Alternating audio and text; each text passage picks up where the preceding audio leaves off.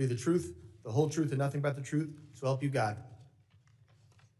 Thank you. Please be seated. Let the record reflect that the witnesses have all answered in the affirmative. I would like to now formally introduce our witnesses. First is Ms. Kristi Noem. She is the Secretary of the Department of Homeland Security. Secretary Noem previously served as Governor of South Dakota and was a member of this distinguished House. Second is Mr. Joe Kent. He currently serves as the Director of National Counters Center with Office of Director of National Intelligence. Mr. Kent served in the U.S. Army, completing 11 combat tours and a stint with the Central Intelligence Agency. Third is Mr. Michael Glasheen. He is Operations Director for the National Security Branch of the Federal Bureau of Investigation. Mr. Glasheen has served in national security for more than 2 decades, including as Director of FBI's Terrorist Screening Center and Assistant Director to the National Security Branch. Prior to joining the Bureau, Mr. Glasheen served in the U.S. Marine Corps. I thank all the witnesses for being here today. I now recognize Secretary Noem for 5 minutes to summarize her opening statement. Thank you, Mr. Chairman, and thank you, Ranking Member, for holding this hearing today and inviting me to be a part of it. I'm looking forward to discussing the worldwide threats that this country faces and the work that President Trump and his administration does each and every day to make America safe again. I'm very privileged and honored today to have my family with me. I'd like to introduce them to you. Disruptions of congressional business is a violation of law, is a criminal offense under federal law. Audience members are advised to take their seats and maintain order. The chairman may now ask Capitol Police to remove and arrest the persons creating the disturbance.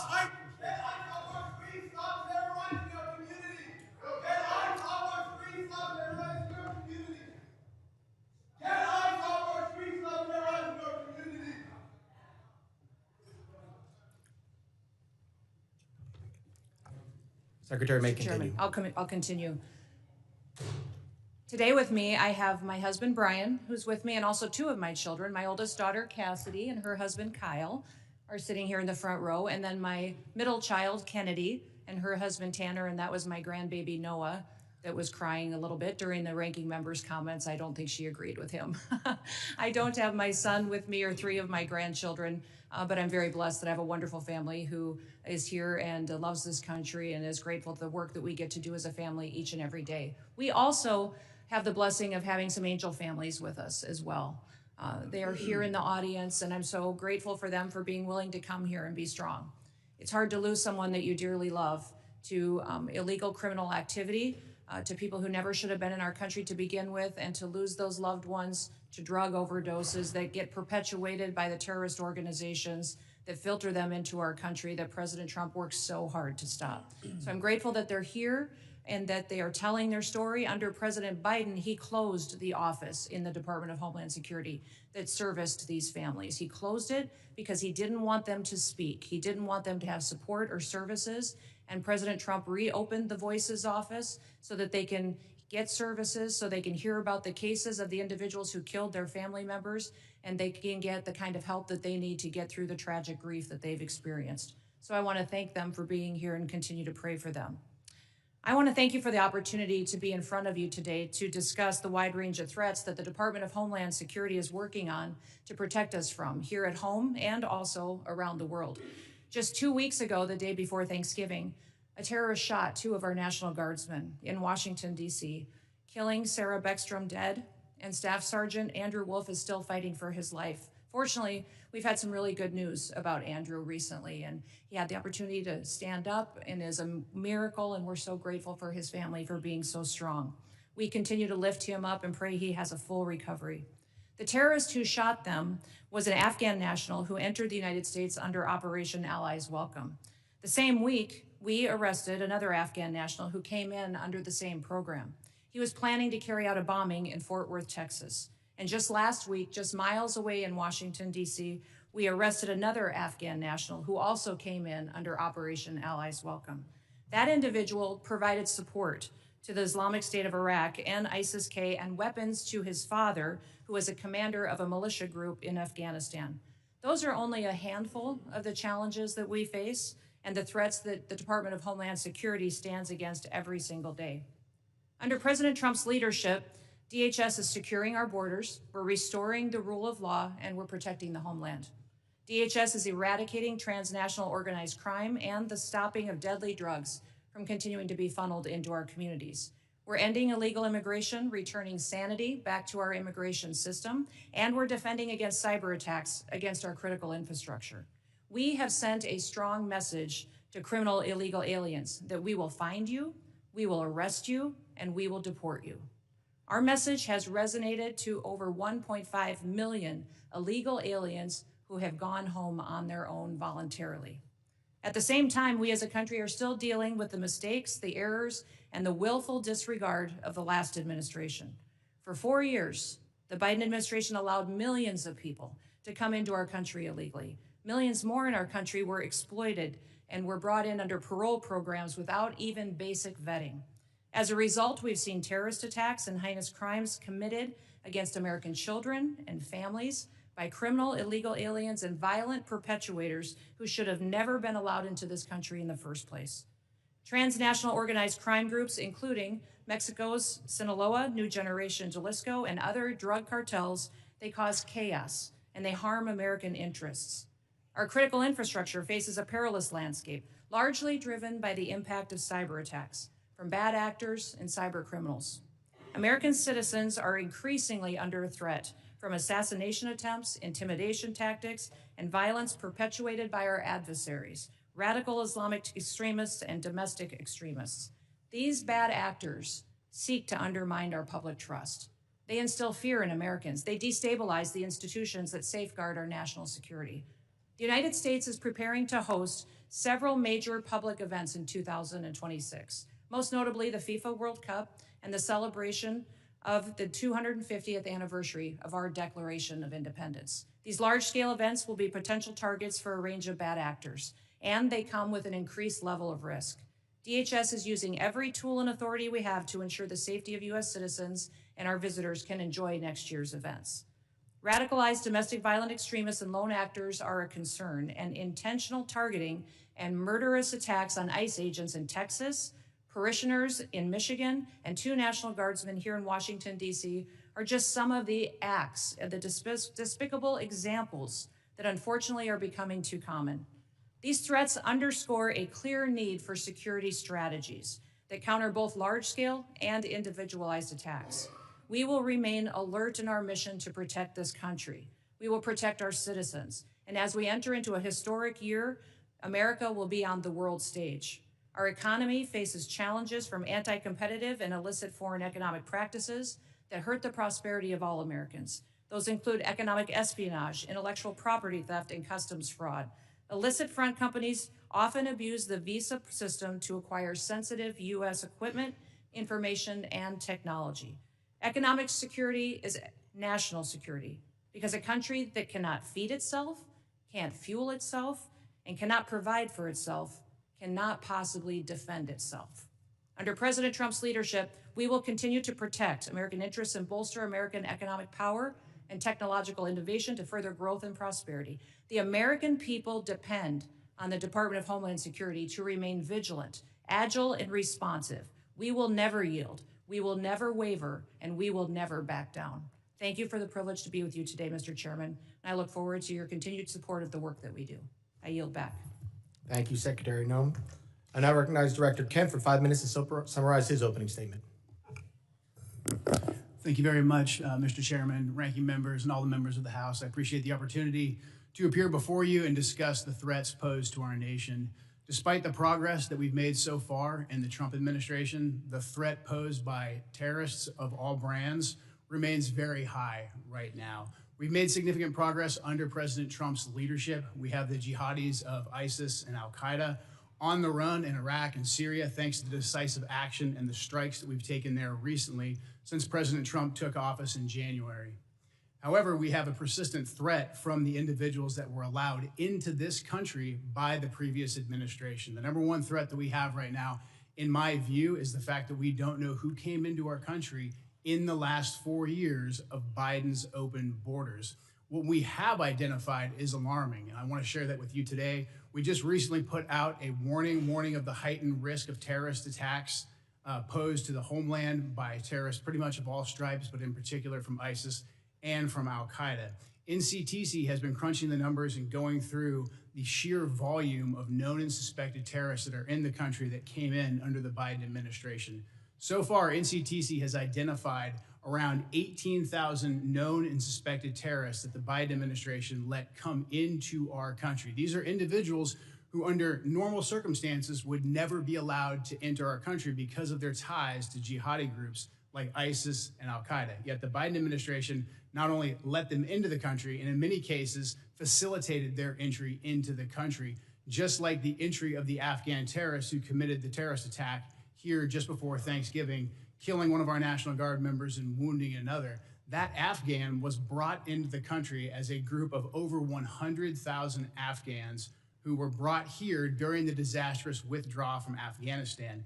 These individuals, despite what has been reported, were not vetted properly to come into the United States. The individual terrorist who committed the attack in DC, he was vetted to serve as a soldier in Afghanistan. The Biden administration essentially used his tactical level vetting as a ruse to bring him here and to bring him into our communities. And we've seen the tragic results of that. Now, that Afghan, that attacker, that terrorist is just one of 88,000. We've identified 2,000 of that group of 88,000 who have ties to terrorist organizations. We're working right now hand in hand with DHS and with the FBI to run down this 2,000, the Afghans who came here under Allies Welcome who have ties to terrorist organizations, and additionally the other 16,000 individuals with ties to terrorist organizations that Biden let into our country. That is probably the top terrorist threat that we face right now, and that doesn't include the individuals who came here illegally through the open border. That number, alarmingly, remains unknown at this time. We're trying to figure out who those individuals are as well. Also adding to this elevated threat, we have ISIS and Al-Qaeda that have found sanctuary in places like Afghanistan and Syria due to the transitional nature of those governments, and also again in Iraq and some of the hinterlands of Iraq. And these terrorists are able to communicate and spread their propaganda and a lot of their know-how thanks to the proliferation of encrypted apps and also due to just the internet writ large. The new terrorist tactic that we're seeing more and more is moving away from very deliberate cellular attacks that we can infiltrate easily while they communicate into an inspirational methodology where you have key members putting out media and putting out how-to guides to reach out and to touch individuals inside the United States. We recently disrupted one of those attacks just before Halloween, thanks to the work of the FBI with support from really the entire U.S. intelligence community and the Joint Terrorism Task Force model in Michigan. That plot touched multiple states and had ties to ISIS inside Iraq and Syria. Another issue that we are addressing right now, thanks to the decisive leadership of President Trump, is the scourge of fentanyl, gang, and cartel violence. Under President Trump's leadership, we've designated these cartels and gangs as terrorist organizations, and we've done that rightfully so. These individuals, these terrorists, have killed hundreds of thousands of Americans, as these angel families will tell you firsthand.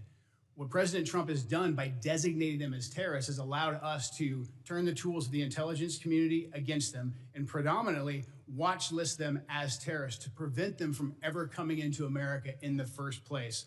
To date, we've added about 35,000 of these narco-terrorists to our terrorist watch list, and we've stopped just around 6,000 of these terrorists from ever entering our country, from setting foot inside of America so they can no longer kill Americans with impunity. These are just some of the issues that we're covering 24/7, 365 at the National Counterterrorism Center, and I look forward to discussing more with you all today. Thank you.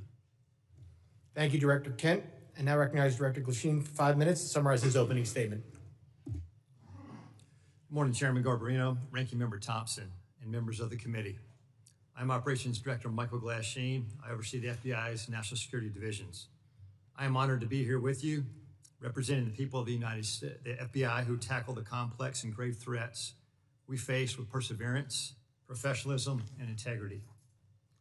Our nation faces serious and evolving threats ranging from international terrorists to hostile foreign intelligence operatives, from sophisticated cyber attacks to internet-facilitated sexual exploitation of children, from violent gangs and criminal organizations to public corruption and corporate fraud. Keeping pace with these threats is a significant challenge. Our adversaries take advantage of the internet, social media, and emerging technologies like artificial intelligence to influence the American people, facilitate illegal activities, and recruit followers. Even as 2026 marks the 25th anniversary of the 9/11 attacks, terrorism remains a persistent but evolving threat. Over the past several years, the FBI has identified a particularly concerning uptick in radicalization of young people. Radicalization of domestic terrorists most often occurs online. Social media and encryption have increased the speed and accessibility of the violent extremist content. International terrorists continue to pose one of the greatest, most immediate threats to the homeland. Some international terrorists and people located and radicalized to violence primarily inside the United States who are not receiving individualized direction from foreign terrorist organizations or FTOs, but are inspired to commit violence by FTOs such as ISIS and Al-Qaeda. Iran continues to plot attacks against former government officials in retaliation for the January 2020 death of Islamic Revolutionary Guard Corps, or IRGC, Commander Qasem Soleimani. Iran also continues to provide support to its proxies and terrorist organizations throughout the world, such as Lebanese Hezbollah. China, Russia, Iran, North Korea, and criminal ransomware continue to be the top cyber threats facing the United States. And there's no clear line where cyber criminal activity ends and nation-state activity begins. Critical infrastructure remains a highly attractive target for cyber criminals and nation-state actors due to the potential to cause widespread disruption, financial damage, and risk to our national security. The United States faces foreign intelligence threats as nations such as the People's Republic of China, Russia, and Iran become more aggressive and capable than ever. The PRC has deliberately created an environment that abuses global interconnectedness and encourages intellectual property acquisition using human intelligence officers, corrupt corporate insiders, foreign direct investment, and cyber intrusions. Russia continues to seek and acquire U.S. technologies to help rebuild its defense industrial base, relying on complex procurement networks to evade U.S. export controls and sanctions. The United States faces many criminal threats, including violent crime, financial and healthcare fraud, transnational and regional organized criminal enterprises, crimes against children, and human trafficking, violent threats against public election officials, personnel, and public corruption. Currently, the FBI-led task forces are staffed with over 9,000 federal, state, local, tribal, and territorial partners. Many of these task forces are focused on cartels, violent crime, drug trafficking, child exploitation, and human trafficking across our nation's communities. The FBI has and continues to establish strong capabilities to assess the threats, share intelligence, and leverage key technologies. We recruit the best to serve as special agents, intelligence analysts, and professional staff. Our leadership team views change and transformation as a positive tool for keeping the FBI focused on the gravest threats facing our nation. Over the past few months, we started the process to relocate hundreds of positions from the National Capital Region out to field offices across the country. This enhancement to field resources increases our investigative capacity across our 56 field offices and enhances the FBI's commitment to addressing violent crime, gangs, drugs, counterintelligence, and terrorism threats. Our fellow citizens look to us to protect the homeland from these threats. And every day, the men and women of the FBI continue to meet and exceed these expectations. I'm proud to represent them in testimony today, and I welcome your questions. Thank you, Director Glasheen.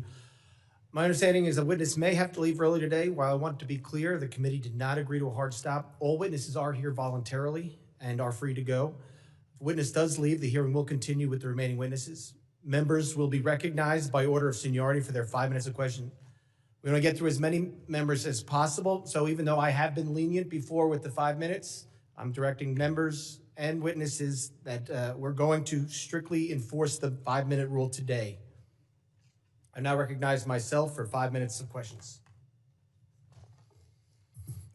Secretary Noem, I appreciate you being here today, and you've been on the job less than a year, and this is the second time appearing before the committee, which I think is the norm. And I do really appreciate you being here. And I know you have a very important job to do. You oversee a lot of different sub-agencies.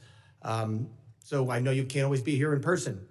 And with that, as a committee, we still want to work with the administration and conduct our oversight. So I'm asking you if you can commit to making sure that in the future, if we want to have a hearing, you'll be able to supply maybe a deputy secretary or somebody to come to specifically talk about that.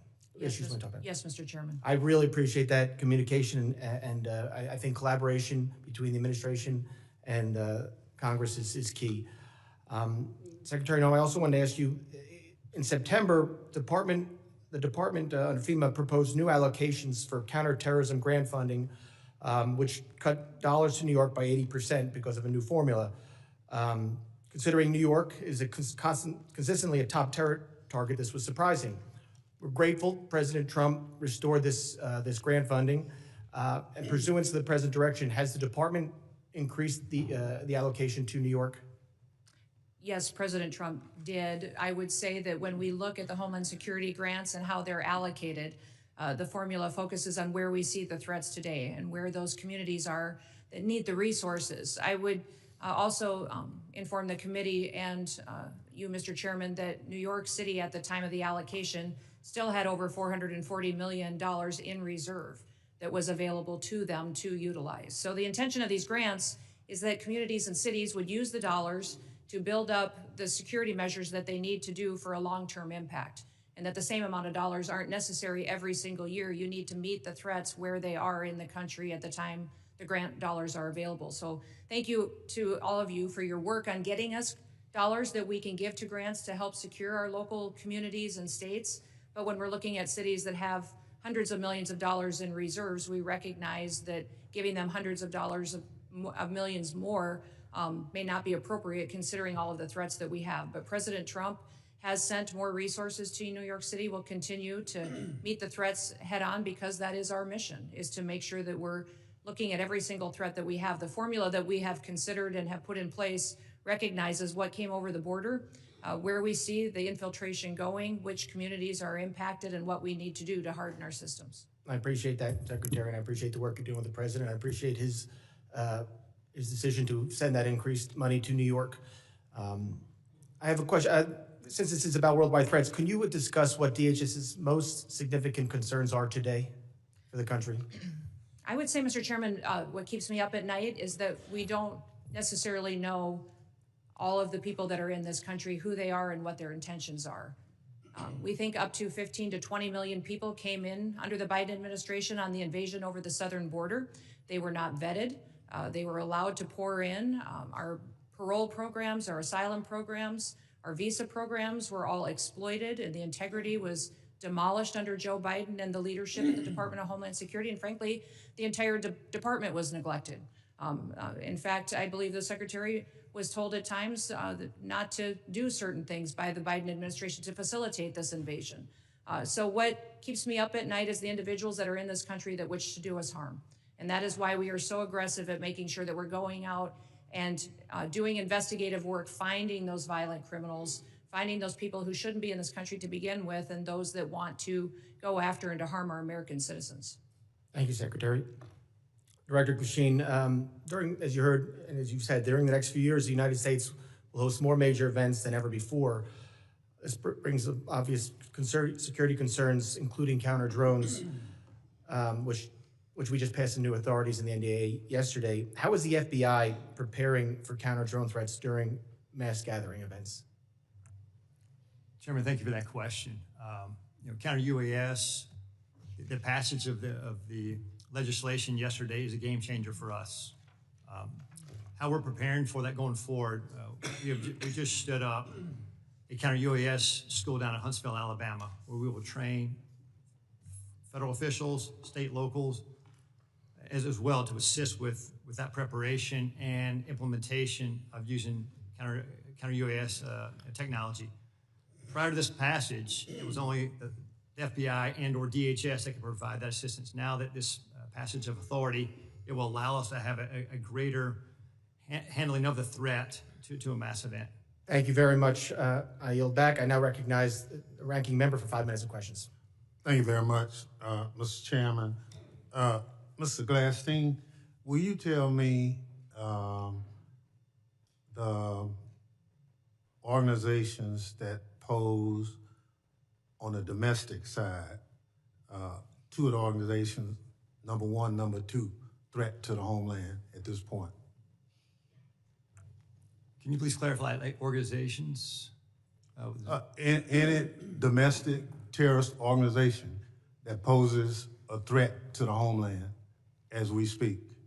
I'd say the first one, President Trump had just announced executive order domestic terrorist organization, Antifa. That's our primary concern right now. All right, that's what President Trump did. What does the FBI say? We share the same view. When you look at the data right now, you look at the domestic terrorist threat that we're facing. Right now, what I see from my position is that's the most immediate violent threat that we're facing on the domestic side. So where is Antifa headquartered? What we're doing right now with the organization. Where in the United States does Antifa exist? If it's a terrorist organization, and you've identified it as number 1. We are building out the infrastructure right now. So what does that mean? We're trying to get the information. You say Antifa is a terrorist organization. Tell us as a committee, how did you come to that? Where do they exist? How many members do they have in the United States as of right now? Well, that's very fluid. It's ongoing for us to understand that. The same, no different than Al-Qaeda and ISIS. No, I don't want you. I'll ask one question, sir.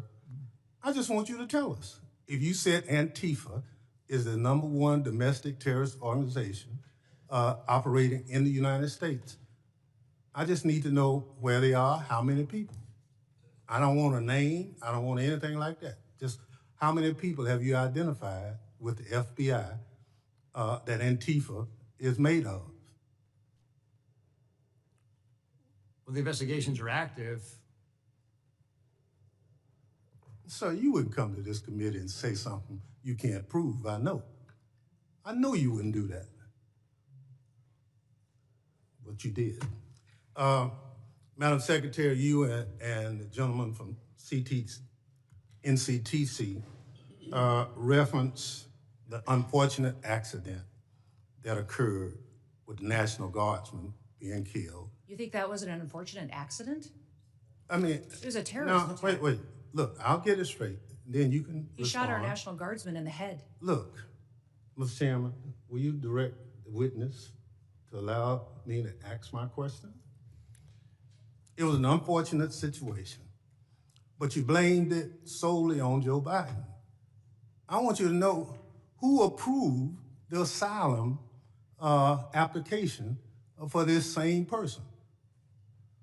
Mr. Thompson, this individual that came into the country. No, I want to know who approved. Congressman Thompson, I want you to understand. No. When this individual came into the country, he came under I'm not going to let you. Evacuation of Afghanistan under Operation Allies Welcome, was thoroughly vetted by the Biden administration at that point in time, allowed into our country, and then was never followed up. I want to remind everybody in Congress. Reclaim my time. We follow the law, and every asylum is supposed to have a check-in every single year, and the Biden administration failed to do that. They vetted this individual, allowed them into our country, and did not do due diligence. Witness will allow the gentleman to ask his question. Yes or no? Who approved the asylum claim? The application on the asylum was thoroughly filled out by information that was gathered by the Biden administration. So the Biden administration approved the asylum. The asylum application was put into place under the rules established by the Biden administration.